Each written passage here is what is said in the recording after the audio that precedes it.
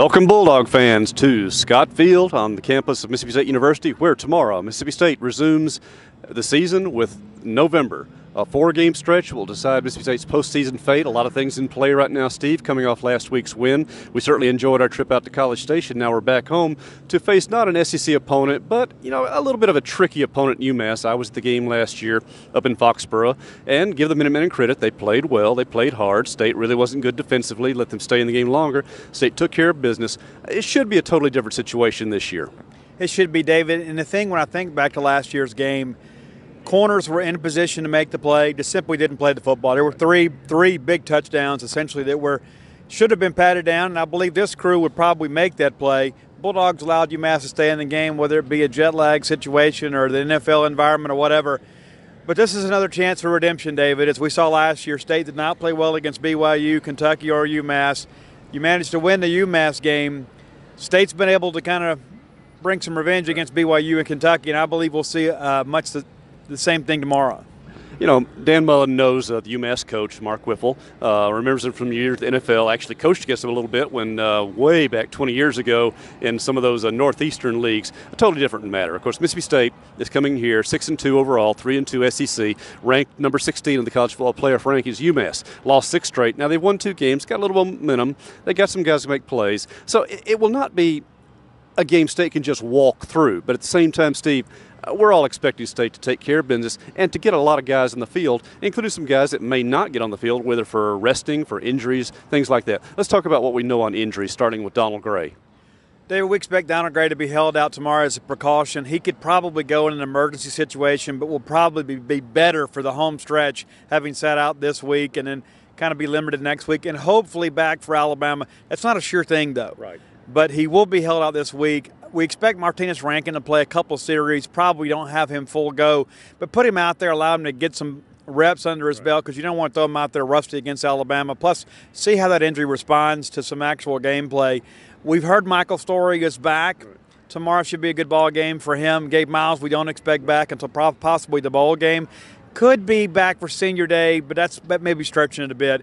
But outside of that, David, I think we're pretty much okay. Keith Mixon should be back. Corey Thomas was back last week. It looks like, by and large, Bulldogs are in pretty good shape health-wise. That receiver core, though, could probably use some guys like Reggie Todd or Osiris Mitchell to step up tomorrow and make some big plays. Also a chance to give guys like Jesse Jackson, who've been making plays, more chances out there. And, like you said, to work some people in there. Of course, we do expect Desmond Harris to be back as well. He had a stinger last week, but came back, played a few snaps, and they could have gone back in the game after that. But they decided to rest him because Errol Thompson will do such a great job, middle linebacker. Willie Gay had a big play there. You've got some bodies that can do that. So tomorrow's a great day to maybe knock some rust off Martinez Rankin ahead of Alabama. And, yes, we'll just skip right to that right now. Mississippi State, of course, as you know, as we said, number 16 in the college football playoffs initial ranking. This is the 11th time in the 20 releases that Mississippi State has been in this, and these are the real rankings. Others are polls. These are rankings. This counts. Mississippi State can look at that. Look where they compare to Alabama, Georgia, Auburn, and then behind them LSU in the standings. Start thinking, this is what sets shape for bowl season. But then again, it's not impossible, Steve, that State could really overachieve, take care of business down this stretch with just a couple losses here and there. This could be a really interesting November around the Southeastern Conference. David, we needed State to, as we said, get fat in October. Felt like they needed a winning record in September, a winning record in October to set up for an eventful November. With an undefeated October, David, it's set up for possibly a very memorable November for these Dogs. David, we've got the ball game tomorrow. That State's favored by 4 touchdowns to win. Barring an absolute collapse, should be a victory. Would put State 7-2 with 3 conference games to play, with 2 of those 3 here at home. One of those being Alabama, the other one being Ole Miss. Rivalry game, you can throw out the record books in that ball game, as they always say. But that said, David, these Bulldogs have a lot to play for. Right now, if the season plays out like many expect, the Bulldogs could be going to the Florida Citrus Bowl. But it does look like the Bulldogs right now, I won't say safely in the Sunshine State, but as things go this year, you would certainly expect the Bulldogs to be in a warm locale. They control their own destiny. Now it's time to handle business.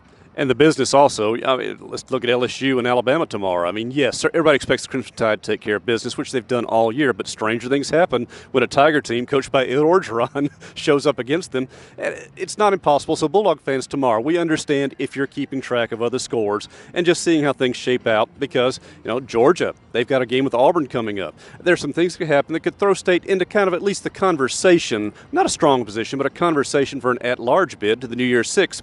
But there's also so many ways State could trip up down the stretch because a road trip to Arkansas, a home game with Ole Miss. There's so much to play for. So this is a kind of situation where Dan Mullen now calls upon all his years' experience and says, guys, yes, it's UMass. It is still the first game of a 4-game November that determines where you're going to go bowling, how high you're going to go bowling, and what your status is for all sorts of things leading into next year. Not only that, David, but when you look at UMass, they have won 2 in a row, as you mentioned. This is not a team that should be able to slip up on Mississippi State because of how well they played last year, but also they figured some things out offensively. So Dan Mullen ought to be able to get the full attention for this group. But also, David, you can't get caught looking ahead to Alabama because a team like UMass, because of the fact they want to throw the football around, the number 20 passing offense in the country, and these Bulldog corners, by and large, haven't really been tested this year. That could be something that allows them to stay in the ball game, and maybe you don't have that second half where you turn it over to the second team. You don't want the Bulldogs to stay engaged in this ball game longer than they have to be, but you want them to take care of business and then be able to get those younger guys in. But, David, I promise you this, with so much going around the league, you mentioned Ed Orgeron and him could throw a wrench and everything, the Bulldogs are in a great position to be the highest FBS playoff-ranked SEC team not in the playoff, which would put them in line for some big things. Exactly. That's what Bulldogs have to play for, one game at a time. Now, looking again at the rankings there, Mississippi State, of course, as I said, 16. There's all sorts of things in play because we've gone through the scenarios this year, possibly the Orange Bowl, possibly the Cotton Bowl, possibly the Peach Bowl, because those are at-large bids. But it gets a little complicated because I think Orange Bowl has first shot between the ACC, SEC, and Independent. Well, if Notre Dame makes the playoffs, they're probably looking at a Clemson team if they don't make the playoffs in there. All sorts of things can be fun to watch. All right. Let's get to the other topic of the week, Steve. Things have calmed down a good bit since Monday, but the conversation then, and you and I talked about it there, the coaching carousel. The silly season is upon us now. Florida has an opening. We know who Florida is probably looking at right now most prominently. We also hear there's just all sorts of craziness going on in Knoxville where they're urging fans to stay away. And frankly, I cannot conceive of any real fan saying a good fan should stay away from ball game, but that's already putting out there. And coming back from Texas A&M, now we see the pressure's been put on Kevin Sumlin, decisions out there. Arkansas could be changes taking place out there. A lot of crazy things are happening. How do you think Dan Mullen and above that John Cohen, athletic director, and Mark Keenum, president of university, handle what's bound to be a topic of conversation this weekend? Well, Dan Mullen's going to be a candidate for every major job. I mean, whether he is a leading candidate, a Tier 1 candidate or a Tier 2 candidate, he's going to be mentioned in connection because, number one, he's done a great job here at Mississippi State. And listen, I get it, Bulldog fans. Nobody's been through this more than you guys have. Every single year you have to deal with this, and that's a byproduct of winning. It's also a byproduct of not having a lot of tradition here at Mississippi State. But Dan Mullen, no matter what happens, whether he's the football coach here next year, Dan Mullen has proven you can win here, proven at Mississippi State as a commitment to football, to facilities. It's a place you can recruit to. So this is a much different job than Dan Mullen took, and as a result, he's a candidate for other jobs. That said, he hadn't had any offers yet, David. That's one of the big things. There's only one job open right now. Absolutely, and we expect some other ones to come open. You know, we were at A&M last week and kind of heard some whispers that 7-5 is probably not enough to save Kevin Sumlin. They're kind of staring that in the face. So a big weekend for them against Auburn could possibly right the ship there. But, you know, David, familiarity breeds contempt. It's one of those things when once people kind of make up their minds that things are going to go a certain way, they're looking for any excuse to pounce. But Bulldog fans, be prepared. This isn't going to change anytime soon. There won't be a lot of hirings made over the course of the next month. So you're going to have to deal with Dan Mullen's name being mentioned in connection with every media report for probably the next 30 days. And actually, the best way for you Bulldog fans to avoid having to listen to that during the broadcast of tomorrow's game with UMass is to actually be here in the stadium. Then you don't have to listen to them talk about it on air, which will surely be a topic. We understand that. It is the price of success. And let me throw out the reminder I try to always tell Bulldog fans and all sports fans. It's a whole lot better to have a coach that somebody wants or is perceived to be wanted than to have a coach that nobody wants, because we've been on both sides of that equation before here. This is a much better situation. It is the price of success, and Mississippi State is enjoying epic success now under Dan Mullen. A few things to watch for in tomorrow's game. Of course, Mullen is already now the second winningest coach in Mississippi State history. He's 8 wins away from catching Jackie Sherrill to tie that record as well. Nick Fitzgerald, with just 2 rushing yards tomorrow, which is just, probably call a first play keeper out there, will become become the number 5 rushing quarterback in SEC history, passing Johnny Manziel, and joining number 4 John Bond, number 3 Dak Prescott, number 2 Matt Jones from Arkansas way back, and some guy named Tebow topping the list. Yeah. So you will have 3 Dan Mullen quarterbacks as the 3 best rushers in SEC quarterback history, but 3 Mississippi State quarterbacks there with the great JB joining him. That's something really worth noting, Steve, for you and I who've watched a lot of Bulldog football history. Okay, maybe fans will say that doesn't mean you throw the ball very well, but it sure means that a Bulldog quarterback knows what to do with the football in his own hands. That's true, David, and anytime we can get John Bond mentioned is a good thing for guys like me and you that are showing a bit of our age. JB was my hero when I was a kid, and so the fact that he's mentioned with that greatness, and he's kind of withstood the test of time. There hadn't been a lot of quarterbacks that have kind of pushed him down the rankings, and so I'm sure that JB will be happy to see Nick Fitzgerald join that fraternity, and Fitzgerald has a real chance to be the all-time leading rushing quarterback in SEC history. He has an outside chance to get Tebow early in the year next year. I guess anything could happen. He can go wild. 773 yards. I counted it up today, and he's got 5 games left this season, barring injury, and certainly all next season. So I think that record will fall with Nick Fitzgerald hanging around. Sure. I mean, there's an outside chance he could get it this year. Not expecting it this year, but it's certainly a possibility. But that's something that was probably not even on the radar when Fitzgerald was signed on here. And now he has a chance to be the most prolific running quarterback in the history of the Southeastern Conference. And that is high praise indeed. Also some things to watch for. Of course, Fitzgerald's chasing the touchdown records for rushing, passing, those things like that. Bulldog defense is coming in. They're starting to sack the ball really well. This is a team that they ought to be able to chase the passer. Mississippi State also has no offensive fumbles. Okay, I just went in and jinxed it. 0 offensive fumbles, 8 games. That's first in the FBS. By far. They've only allowed 3 sacks, I believe. I'm sorry, 5 sacks this season, all SEC play. That's number 1 in the FBS as well. So a lot of things to watch for tomorrow if you're purely of the statistical frame of mind. Also, UMASS has allowed 37 sacks, which is 129th out of 129 teams in the country. They have really struggled. They want to throw it a lot, David. They usually run about 70 plays a ball game.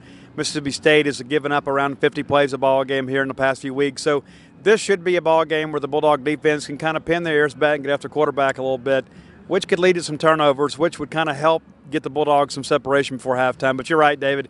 These teams are kind of polar opposites, but at the same time, too, it's not a ball game where State can just show up and just go through the motions and expect to win handily. So because of the early start time tomorrow, Steve and I will not be shooting a pregame video, and I understand it probably will not be much of a recruiting weekend. No, they'll be kind of the usual suspects because of that 11 a.m. kick, and prospects generally get here a couple hours before the ball game. So it makes it difficult for those guys to play on Friday night, and they're all stiff and beat up from Friday night's action to have to go sit in the car for 3 or 4 hours to get here.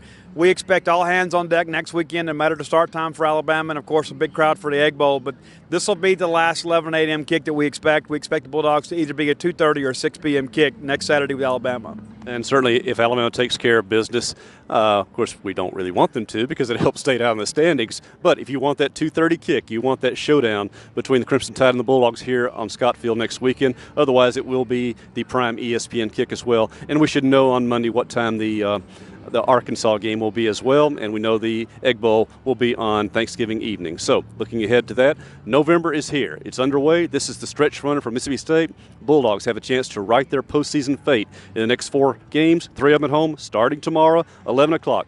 Be there if at all possible if you can. Weather looks great. You have a chance to celebrate this team, to watch a bunch of guys, and probably see a lot of your backups, even some freshmen out there getting action. I would like to see Nick Gibson, Kylan Hill get a lot of carries. You want to see Jamal Couch, Reggie Todd get more snaps, Osiris Mitchell, as Steve mentioned, and some guys on the defensive side of the line that maybe haven't got a ton of snaps, a chance for them to get some stats tomorrow, to have a little fun and tune up for a SEC stretch run which starts next weekend. So for Steve Robertson, this is David Murray from the Junction on the Mississippi State University campus.